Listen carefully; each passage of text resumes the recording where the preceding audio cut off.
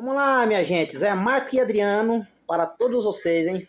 Eu me lembro da primeira vez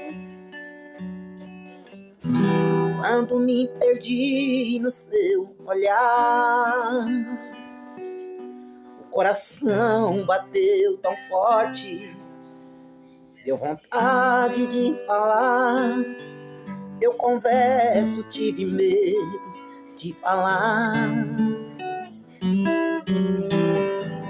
Se não fosse a minha timidez,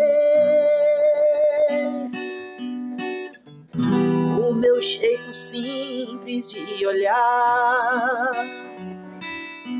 olharia em seus olhos, tentaria te falar que o amor da minha vida é você.